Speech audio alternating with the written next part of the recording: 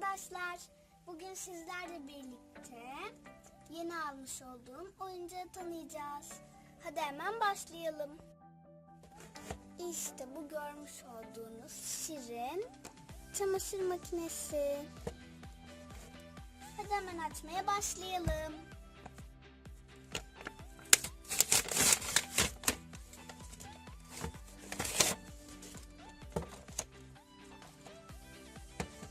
İşte açması çok kolay oldu.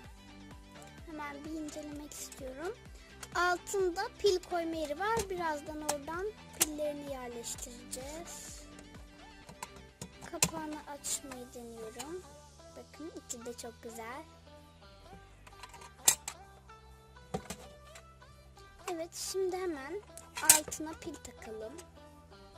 Bu arada bu pilleri kullanacağız. Hemen takalım. Hadi hep beraber takalım. İlk olarak bu kısmı çıkartmalıyız.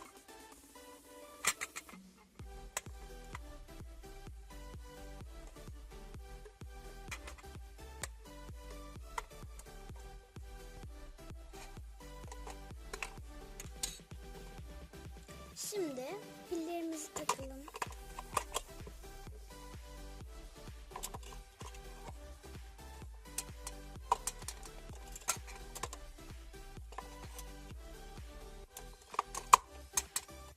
İşte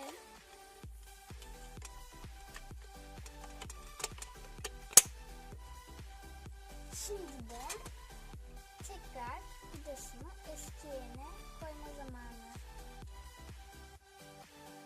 Evet, şimdi nasıl çalıştığına bakacağız. Düğmesine basıyoruz.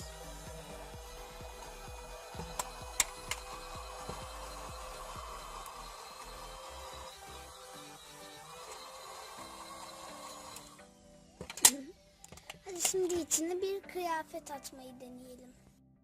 Yıkamadan önce bir çamaşır sepetine ihtiyacımız var. Bunun için kutunun kenar kısmındaki kartonları keseceğiz. Ve bir çamaşır sepetimiz olacak. Bu arada bunları daha önce aldığımız bu ütüyle de ütüleyeceğiz daha sonra. Öncelikle sepetimizi alalım. Bakar mısınız? Sepetimizin içindeki kıyafetleri ne kadar da kirlenmişler. Onları hemen makineye atalım. Teker teker yıkansalar daha iyi olacak. Makinemiz birazcık küçük.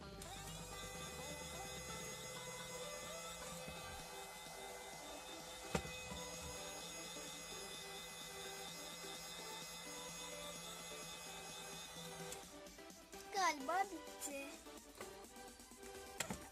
Şimdi onu çıkartıyorum. Bir kenara alıyorum. Diğer kıyafetimiz de çok kirlenmiş. Hemen onu da koyalım.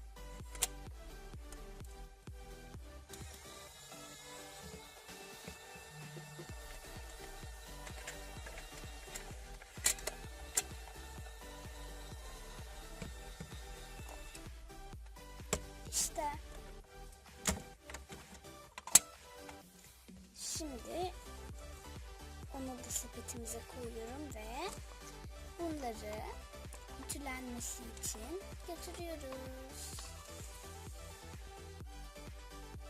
İşte ütüleme alanımıza da geldik.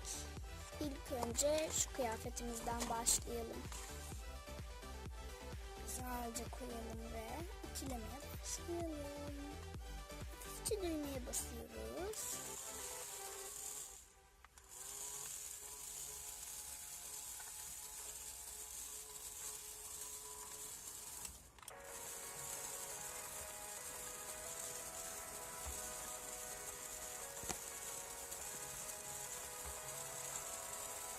Hadi arkayı da ütüleyelim.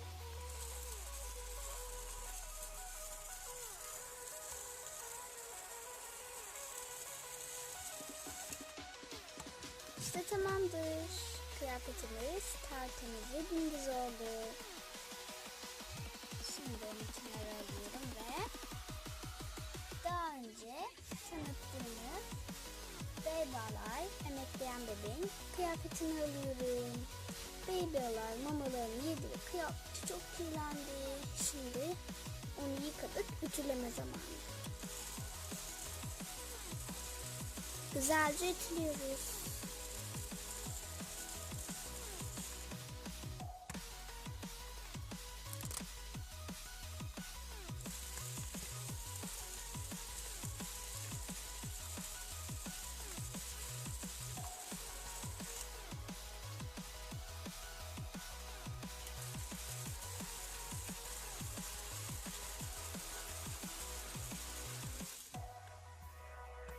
İşte bu işlem de tamam.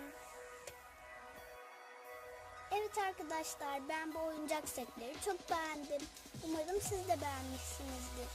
İsterseniz bunları Barbie'ler için kullanabilirsiniz. Daha uygun olur. Çünkü bu kıyafetler birazcık büyük geldi.